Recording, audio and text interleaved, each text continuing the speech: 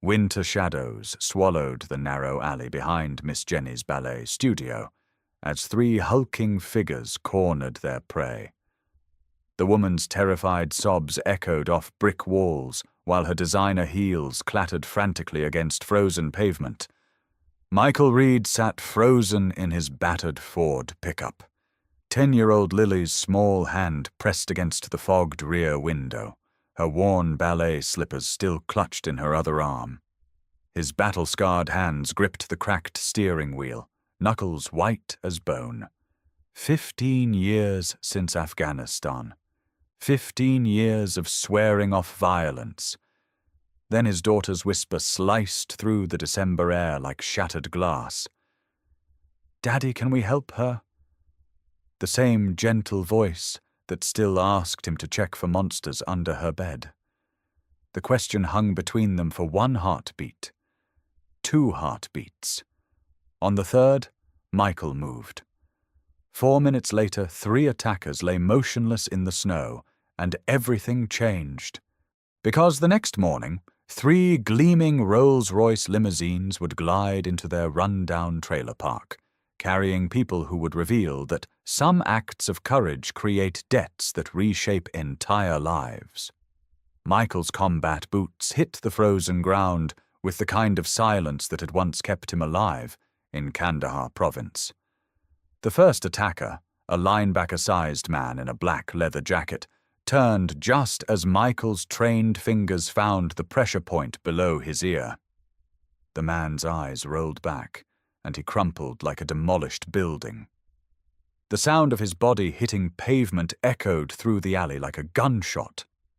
The second attacker spun around, fumbling for something metallic under his coat. Michael's muscle memory took control, 15 years of civilian life evaporating in an instant.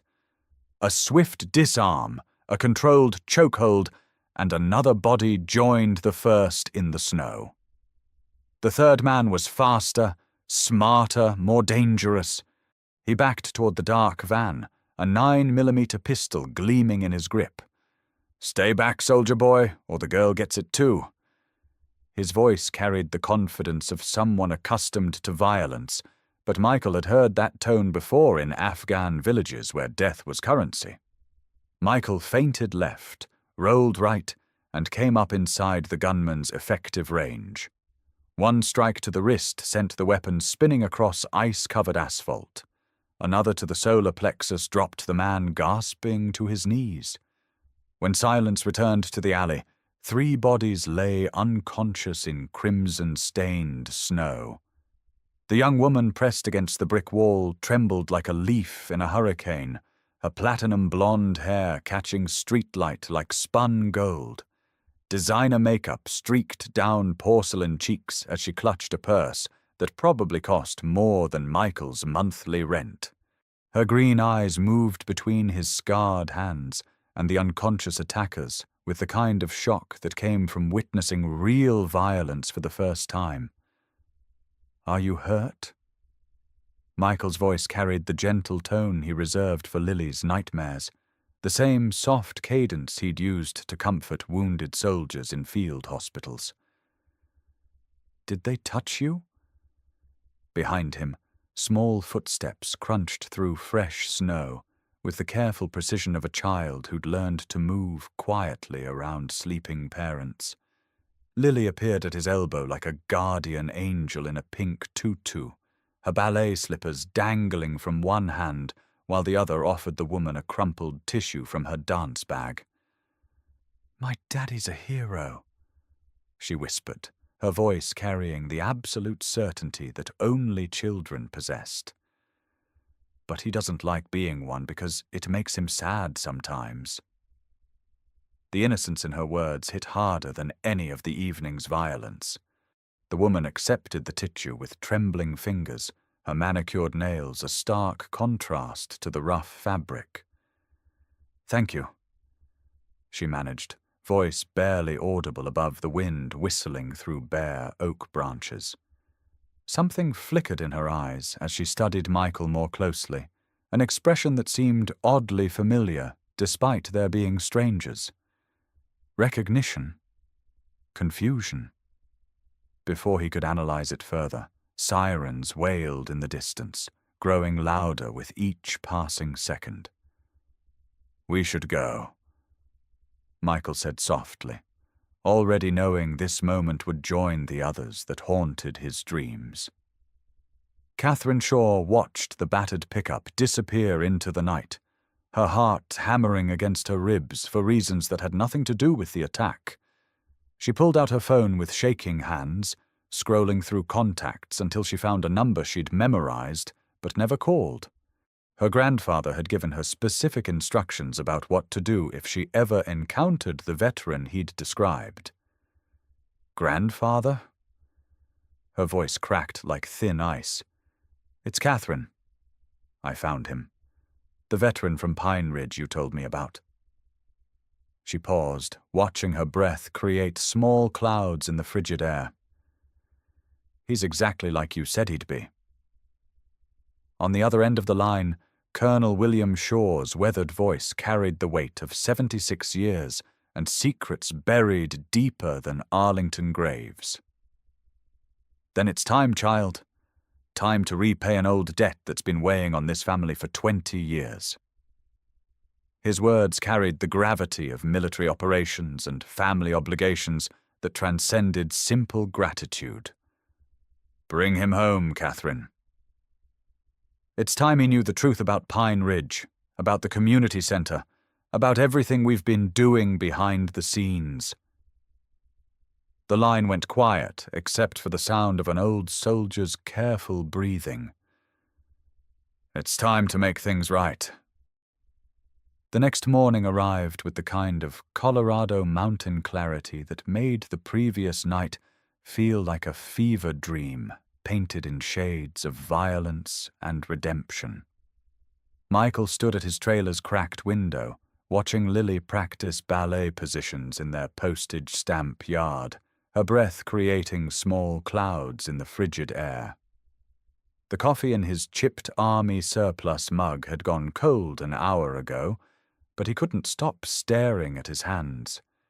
They'd moved last night without conscious thought, muscle memory overriding 15 years of careful control. He'd sworn to Sarah's grave that those hands would never hurt another human being again. The rumble of expensive engines shattered his morning reverie like artillery fire echoing through mountain valleys. 3 black Rolls-Royce Phantoms glided down the rutted trailer park road, with the surreal grace of sharks in a goldfish bowl.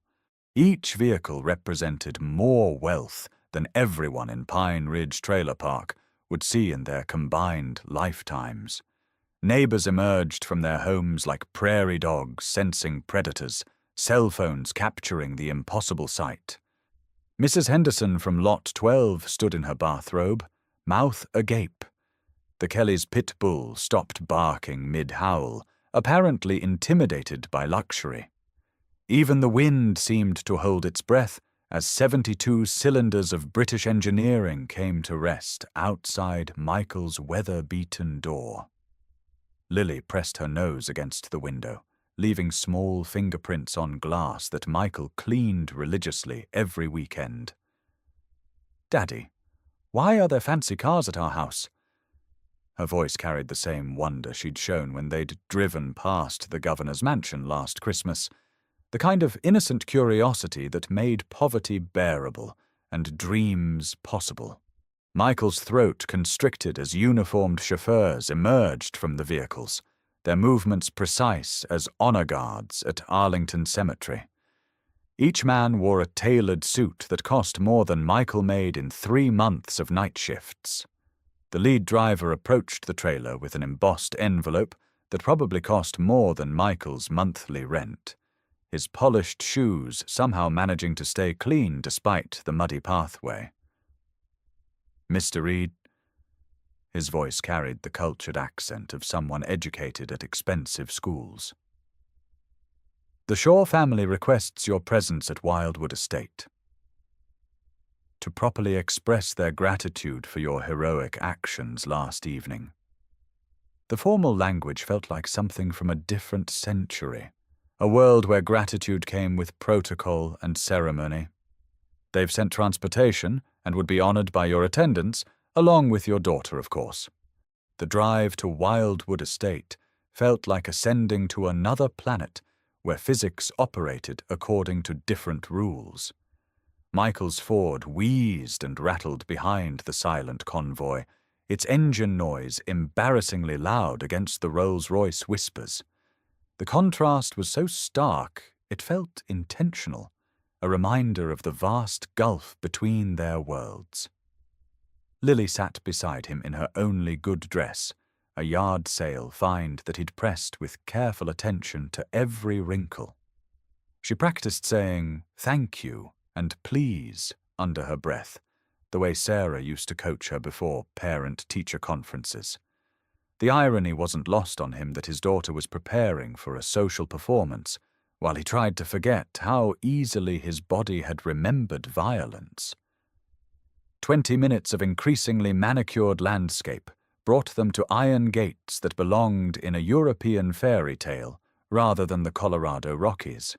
Wildwood Estate sprawled across 50 acres of mountainside like a medieval castle transplanted by billionaire whimsy and maintained by armies of invisible staff. The main house alone could have housed every family in Pine Ridge Trailer Park, with room left over for their extended relatives. Michael's hands tightened on the steering wheel as they approached a circular driveway where ornate fountains danced despite the freezing temperature, their water somehow protected from winter's grip by hidden heating systems. "It's like a palace, Daddy."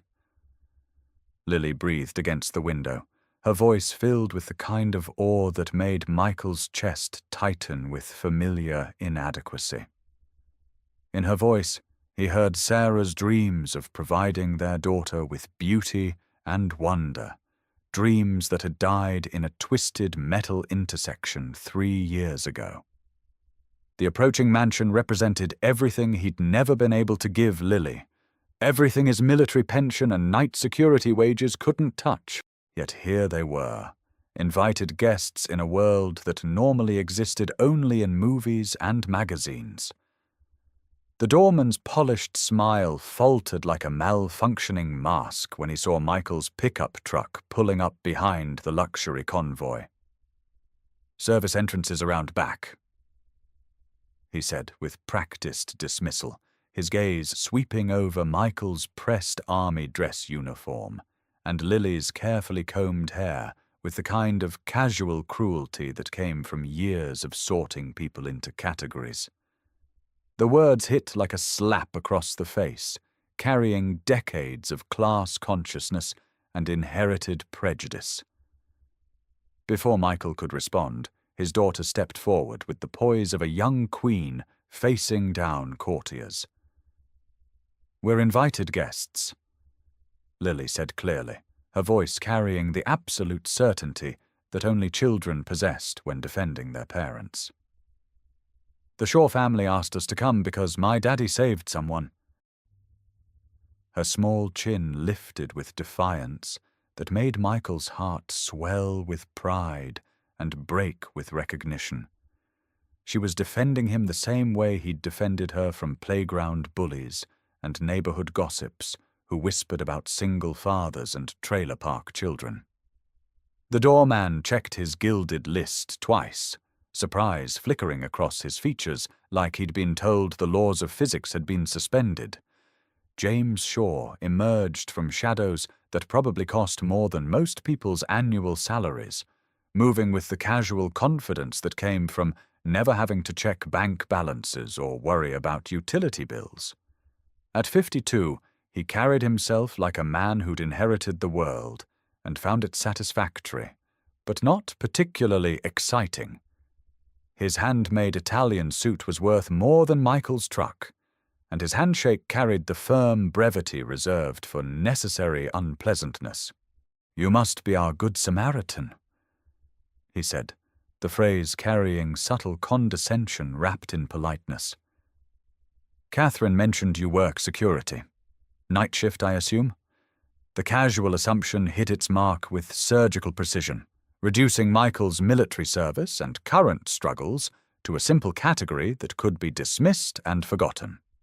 James Shaw had probably never worked a night shift in his life, never counted quarters for gas money, never chosen between groceries and medicine.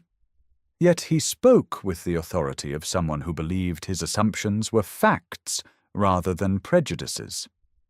Michael felt his jaw clench but kept his voice level, the way he'd learned to do when dealing with officers who'd never seen combat but outranked him anyway. Patricia Shaw materialized beside her husband like a designer wraith, her charity gala smile as genuine as campaign promises and twice as empty. Her perfectly styled hair and flawless makeup suggested hours of preparation for what she probably considered an unpleasant duty. Oh my, and you're raising a daughter alone. How challenging that must be. Her gaze lingered on Lily's second-hand dress, with the kind of pity that burned worse than outright hostility. Poor dear, you must miss having proper female guidance. Growing up without a mother's touch shows, doesn't it?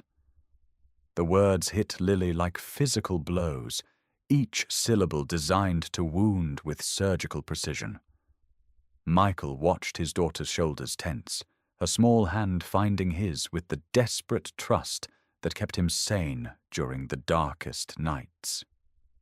Patricia Shaw had just attacked the most vulnerable part of their lives, the wound that never fully healed, the absence that shaped every day.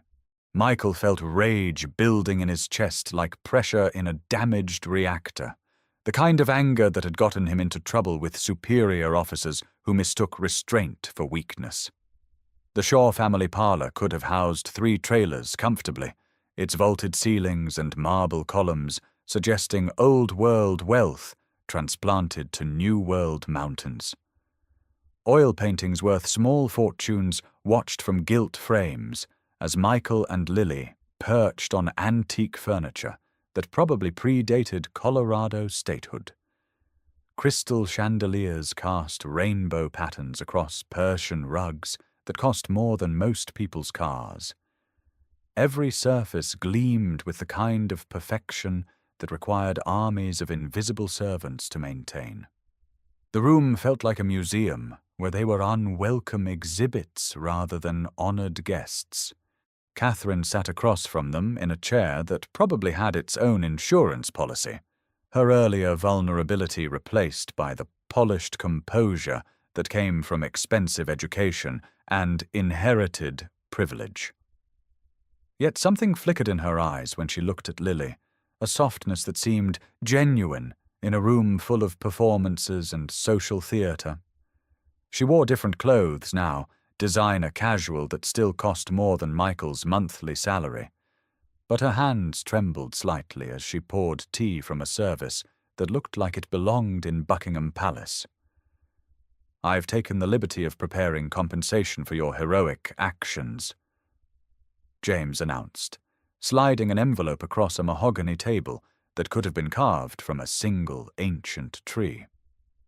The envelope sat between them like a gauntlet thrown down, its thick paper and embossed letterhead speaking of serious money and serious expectations. $10,000 should provide adequate compensation for the risks you undertook on our family's behalf. The money represented 4 months of Michael's salary, more cash than he'd seen in one place since his military discharge. Behind him, Michael heard Lily's sharp intake of breath, the sound of a 10-year-old doing rapid mental calculations about ballet lessons and new clothes and maybe even a better trailer. $10,000 could buy security he'd never been able to provide, opportunities that remained dreams on his current salary. It could buy his daughter the kind of stability that would let her sleep without worrying about whether Daddy would come home from work. But the way James presented it, like payment for services rendered rather than gratitude for moral action, made his stomach turn like spoiled food. Most security guards make $25,000 annually, correct? James continued, his tone suggesting he'd researched Michael's exact financial desperation with the thoroughness of a corporate acquisition. This represents significant generosity on our part, more than adequate compensation for a few minutes of work. The words carried the casual cruelty of someone who'd never had to choose between heating bills and groceries, never had to explain to a child why Christmas would be modest again this year. Each phrase was designed to remind Michael of his place in the social hierarchy. The silence stretched like a taut wire between them, broken only by the tick of a grandfather clock that probably cost more than Michael's truck. Patricia Shaw watched with the satisfied expression of someone witnessing expected entertainment, while Catherine seemed to shrink into her expensive chair. Lily's small hand found his, squeezing with the kind of trust that made every sacrifice worthwhile. When she finally spoke, her whisper cut through the tension like a blade forged from pure innocence. "Daddy, heroes don't take money for helping people. That's what you taught me." The words hung in the air like a moral challenge that couldn't be ignored or dismissed. Michael felt something crystallize in his chest, the same clarity that had guided him through ambushes and firefights when split-second decisions meant the difference between life and death. He stood slowly, decision forming with the weight of absolute certainty. "I don't need your cars," he said, his voice carrying the quiet authority that had once commanded soldiers in combat zones. "I just need my daughter to know her dad did the right thing." The rejection hit the room like a mortar round, shattering the careful social dynamics that money usually guaranteed. James Shaw's carefully maintained composure cracked like expensive veneer under pressure, revealing something ugly and entitled underneath. His face flushed red as his voice rose to match his blood pressure. "Excuse me?" "Do you realize who you're speaking to? I could have you arrested for assault, thrown in prison where you belong." The threat landed with all the subtlety of a brick through a window, carrying the implicit message that justice was another commodity the Shaw family could purchase. No one refuses our generosity and walks away unscathed. "For protecting your daughter?" Michael's voice remained steady despite the adrenaline flooding his system, the same chemical cocktail that had kept him alive in Afghanistan when superior firepower faced him from multiple directions. "For stopping 3 men who were about to hurt someone you claim to love." The questions hung in the air like accusations, each word chosen with the precision of a sniper selecting targets. Behind James, Patricia's mask slipped entirely, revealing the kind of entitled rage that came from never being told no by anyone who mattered. "How dare you lecture us?" Patricia's voice cracked like a whip, decades of unconscious superiority pouring out in a torrent of class-conscious venom. "We're trying to help you people, trying to lift you up from your pathetic circumstances, and this is how you respond." The phrase, "you people," hung in the air like a racial slur, dripping with the kind of casual bigotry that treated human worth as a mathematical equation based on bank balances and zip codes. "You should be grateful that we even acknowledge your existence."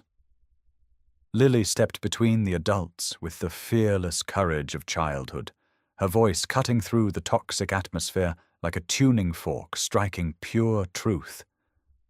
"My daddy saved your family. That makes him a hero. Heroes are better than mean people with money." Her words carried the absolute moral clarity that adults spent lifetimes trying to rediscover. The silence that followed was deafening, broken only by the tick of that grandfather clock and the sound of everyone's breathing, harsh and rapid in the suddenly poisonous atmosphere. For a moment, the only sound was collective shock at being morally educated by a 10-year-old in a yard sale dress. From the library doorway came the measured footsteps of military bearing, each step precise as a drill sergeant's cadence on a parade ground. The sound carried authority that money couldn't buy, and respect that couldn't be inherited. "The child's absolutely right, James." The voice belonged to someone accustomed to being obeyed without question, carrying the weight of earned command rather than inherited privilege. Colonel William Shaw entered the parlor like morning sun breaking through storm clouds, his 76-year-old frame still straight as a flagpole despite decades of wear and accumulated scars. Ribbons and medals decorated the study walls behind him, testament to battles fought in jungles and deserts that James Shaw had only seen in movies and history books. The Purple Heart, the Silver Star, the Combat Infantry Badge. Each decoration represented blood spilled and courage demonstrated in places where money meant nothing and character meant everything. The colonel's presence changed the room's dynamics like a senior officer arriving at a court-martial, shifting power balances that had seemed fixed and immutable. Michael's posture shifted automatically, shoulders squaring in recognition of superior rank despite decades of civilian life. Military bearing was like a second language that never fully faded, a form of communication that transcended service branches and combat theaters. "Sergeant Michael Reed," the colonel said, his voice carrying the weight of official records and personal knowledge. "1st Battalion, 75th Rangers, Purple Heart, Bronze Star, Afghanistan, 2009 through 2011. Recognition flooded Michael's system like ice water, the realization that this man knew exactly who he was, had known before the attack, before the rescue, before everything. The colonel's weathered hands moved to his shirt buttons with the deliberate precision of someone performing a familiar ritual. His chest revealed shrapnel scars that crisscrossed pale skin like a road map of violence, each mark telling stories of battles fought in places that no longer existed on modern maps. Tet Offensive 1968. Lost my entire squad in the first hour. His voice carried the weight of survivor's guilt that every combat veteran understood. Came home to a family who thought money could heal what war had broken. His gaze swept over James and Patricia with the kind of disappointment that cut deeper than anger. Sound familiar, soldier?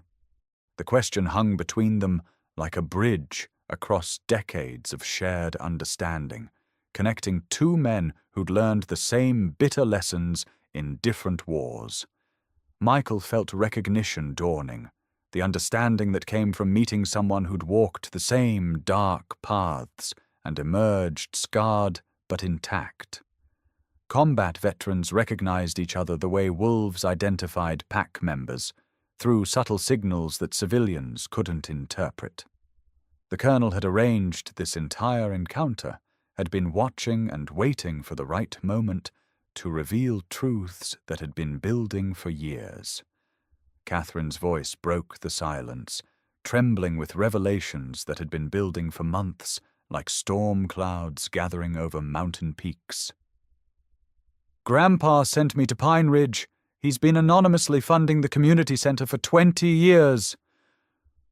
The words hit the room like mortar rounds, each one reshaping the tactical situation and revealing hidden objectives. Michael's mind raced, connecting dots he hadn't known existed, understanding finally dawning like sunrise after the longest night. The mysterious donations that kept the community center running when government funding dried up. The scholarships that helped trailer park kids attend decent schools instead of dropping out like their parents. The food banks that never seemed to run empty despite serving a population that couldn't afford to be generous.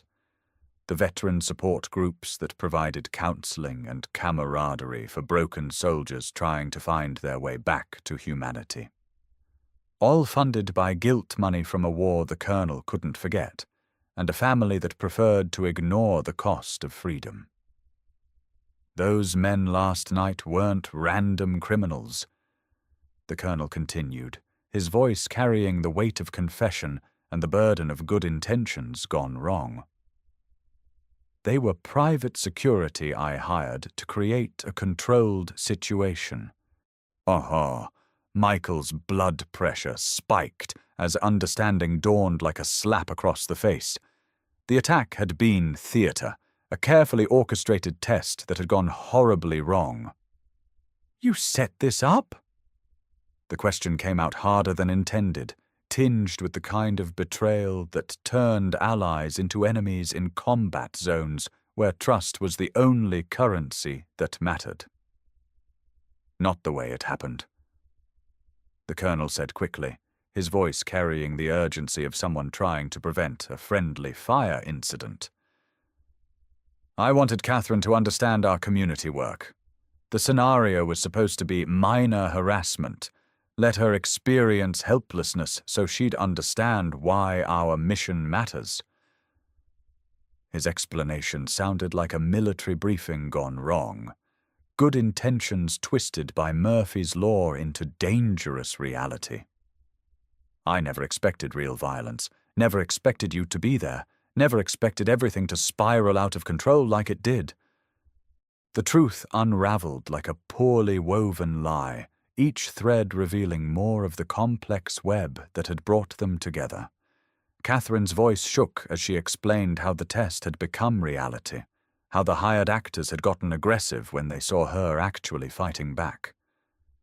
"The attack became real when they thought I was genuinely trying to escape," she whispered, her composure cracking like thin ice under pressure. Grandpa's careful plan turned into the kind of situation he'd been training me to recognize. They weren't supposed to actually hurt me. Michael's jaw clenched as he processed the implications, the cascade of unintended consequences that had flowed from one old soldier's desire to educate his granddaughter, his PTSD episode triggered by the violence, Lily's trauma from witnessing the attack, his own moral crisis about returning to violence after years of peaceful civilian life, all downstream effects of a wealthy man's social experiment gone wrong, collateral damage from good intentions that had exploded like faulty ordnance. "You're the anonymous donor keeping Pine Ridge alive," Michael stated, the pieces finally clicking into place, like a weapon being field-stripped and reassembled.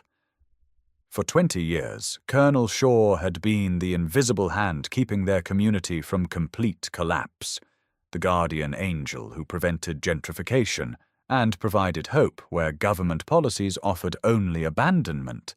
Every Christmas dinner at the community center that fed families who couldn't afford holiday meals. Every after-school program that kept kids off the streets and away from the kind of trouble that destroyed futures. Every veteran support group that helped broken soldiers find their way back to humanity, providing the kind of counseling and camaraderie that the VA couldn't offer and society didn't understand, all funded by one man's guilt over surviving when better men had died, channeled into protection for the kind of community he'd fought to defend. Michael felt the weight of 20 years of secret generosity, the burden of debt that could never be repaid, because it had been given freely and without expectation. James Shaw's face cycled through expressions like a computer processing conflicting data, his worldview reshaping itself in real time as family secrets emerged like classified documents being declassified. "You've been funding the place I'm trying to demolish?" The question carried the weight of betrayed assumptions and shattered business plans. His development company had spent months planning Pine Ridge's transformation into luxury condominiums, never knowing his own father had been its guardian angel. The irony was sharp enough to cut glass. "Your grandfather fought in 3 wars to protect communities," the Colonel said, his voice heavy with disappointment that ran deeper than family politics. "You're destroying them for profit margins." The accusation hung in the air like smoke from burning buildings, carrying the weight of generational failure and inherited shame.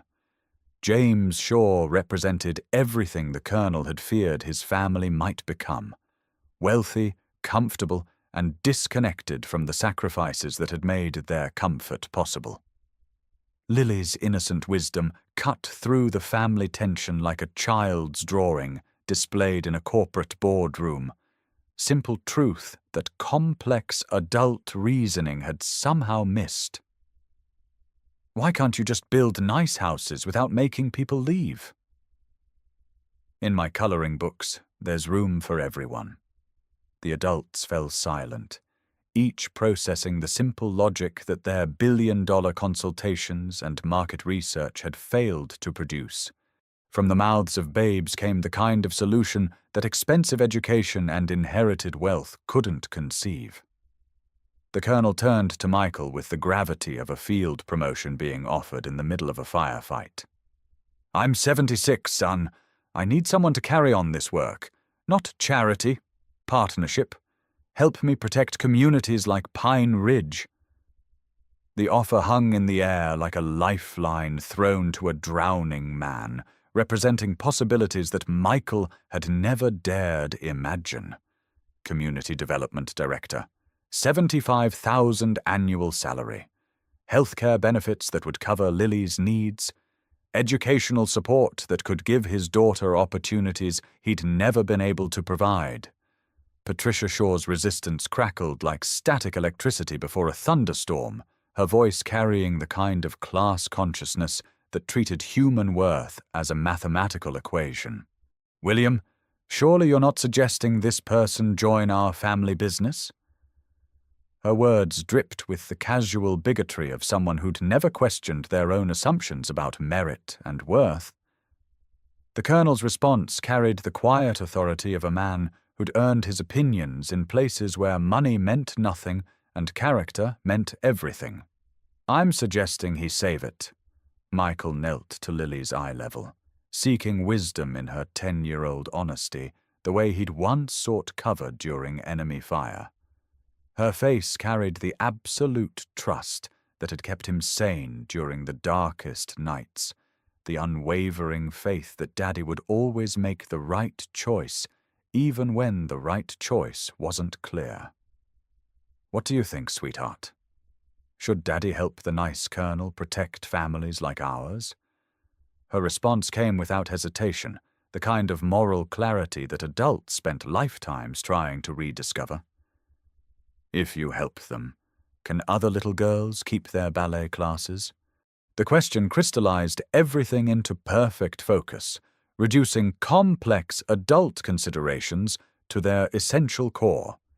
This wasn't about accepting charity or betraying pride or navigating class differences.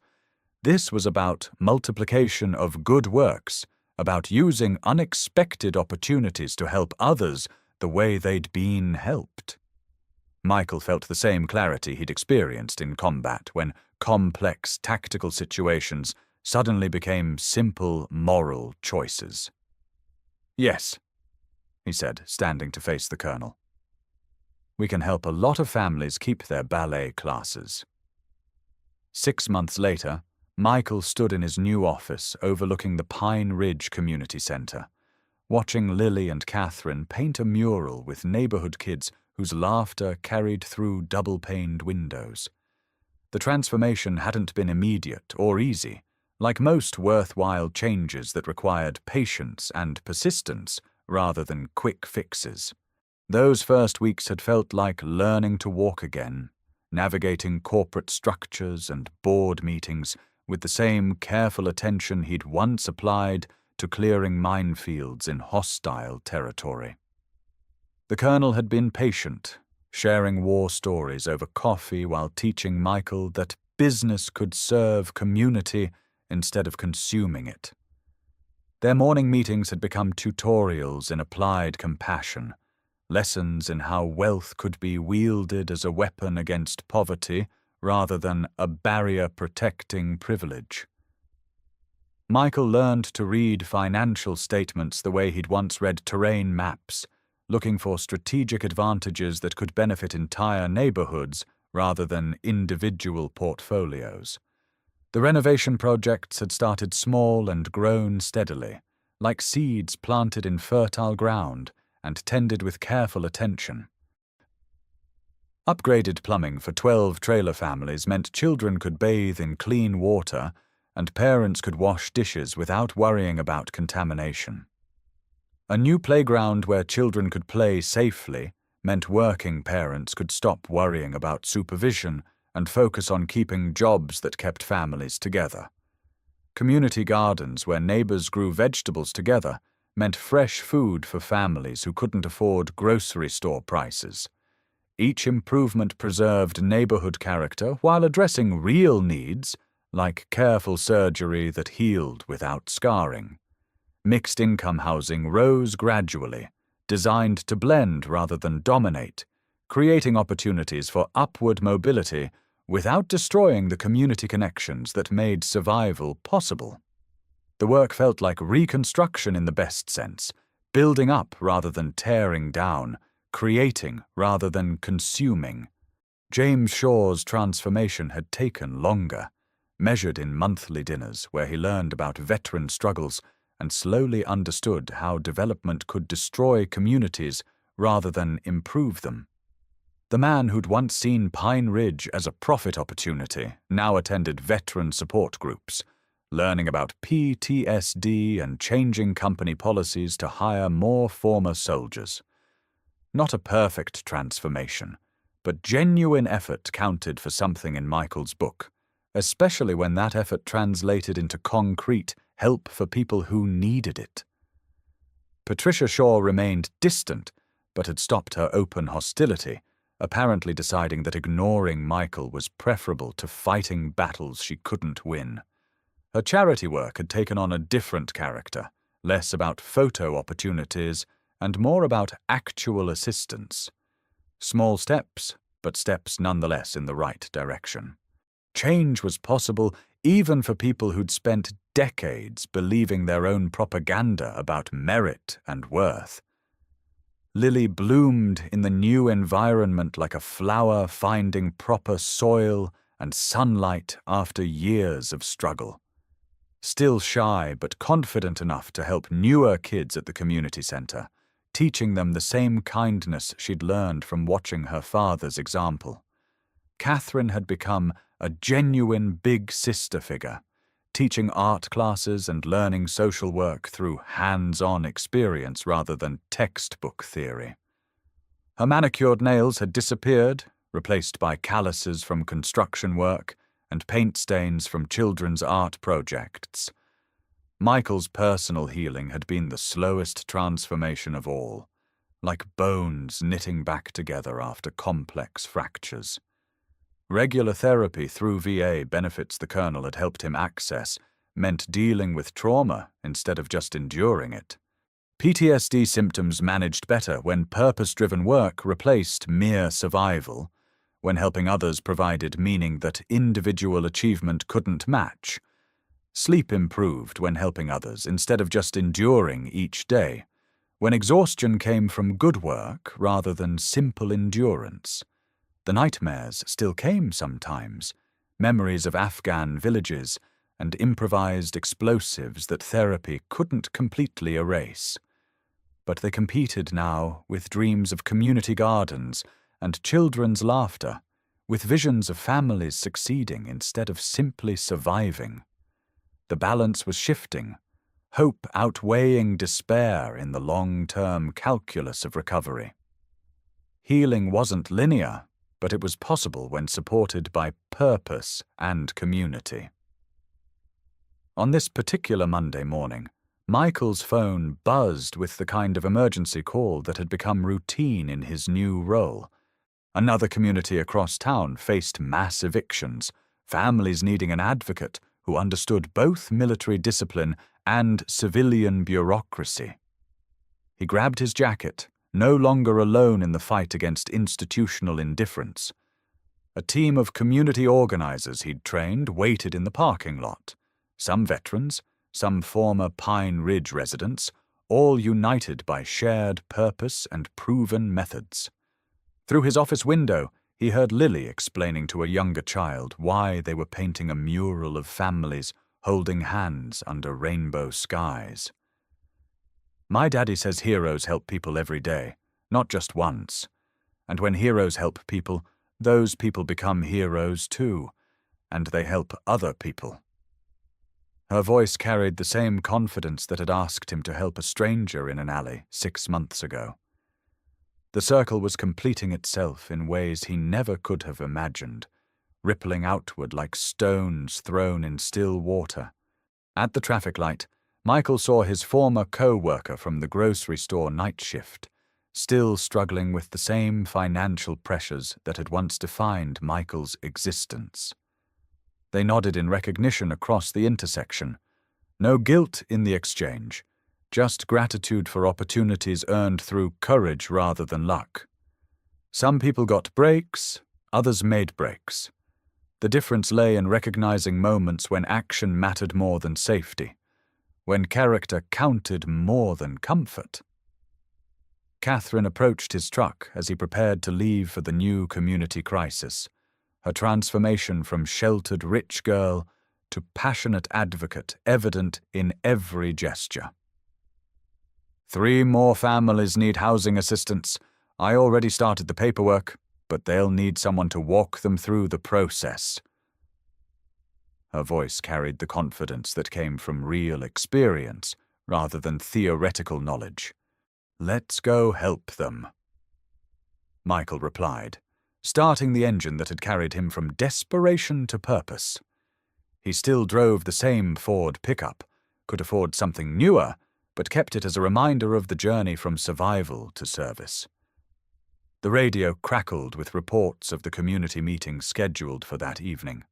Families organizing against predatory landlords who saw human shelter as profit opportunities rather than basic rights. Michael's work was expanding beyond Pine Ridge, rippling outward like waves from a stone thrown in still water, each success creating possibilities for the next victory. Driving past the alley where everything had changed, Lily noticed the location with the kind of memory that children possessed for moments that reshaped their understanding of the world. "That's where you saved Catherine, right, Daddy?" Her question carried no trauma, just curiosity about the night that had moved them from one life to another. "Where we all saved each other," Michael corrected, understanding now that rescue was a mutual process rather than a unilateral action, that helping others was often the best way to help yourself. As they drove toward the new challenge, Michael realized the greatest gift hadn't been financial security or stable employment, important as those things were for practical survival. It was showing Lily that ordinary people could make extraordinary differences when they chose courage over comfort, when they recognized that helping others was the fastest way to help themselves. The lesson would serve her better than any trust fund or inheritance, a legacy measured in lives touched rather than dollars accumulated. Success, he'd learned, wasn't about wealth accumulated, but communities strengthened and families preserved from the kind of institutional indifference that treated human beings as obstacles to profit. The true victory was raising a daughter who believed helping others was normal, expected, necessary, rather than exceptional. Heroes weren't born fully formed, but made through daily choices to act when action mattered most, to stand up when standing up was difficult. Class barriers dissolved when people recognized shared humanity and common values, when they understood that dignity couldn't be purchased, but had to be earned through actions rather than inherited through accidents of birth. Sometimes a father's integrity became the foundation for both family and community healing, creating ripple effects that outlasted any individual lifetime and proved that the smallest acts of courage could reshape entire worlds. In the rearview mirror, Pine Ridge bustled with the kind of life that money couldn't buy, but courage could create. Children played on new equipment while elderly residents tended community gardens, and teenagers learned trades that would support future families. One decision to help a stranger had created ripple effects that would outlast any individual lifetime, proving that the smallest acts of courage could reshape entire worlds when guided by love rather than self-interest.